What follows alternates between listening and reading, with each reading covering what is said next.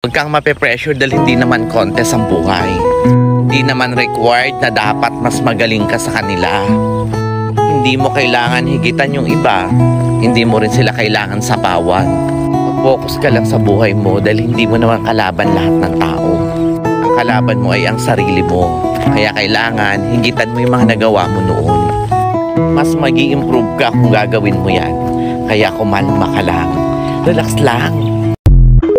Hard truth. Ang mga unang tao magna-discourage sa'yo sa business, ang mga close sa'yo. Kaya most startup businesses, hindi umaabot ang 5 years at nagsasara dahil lack of support. Pero tuloy-tuloy ka lang. Pagugulat ka, ang mga hindi mo pa kaano-ano ang baback up sa'yo patungong tagumpay. Drop agree. Naniniwala ako sa'yo. Taon mo to. Mas ma-appreciate mo ang tagumpay kung tunay na pinaghirapan mo siya. Kahit ano pa ang ituro ng iba, wala talagang shortcut sa success. Kailangan mo talagang pagdaanan ang tamang proseso. Kaya huwag mainip, i-enjoy ang bawat experience at tuloy na mag-improve at huwag susuko. Drop a fire emoji, naniniwala ako sa'yo na why maging breakthrough year mo na ang taong ito.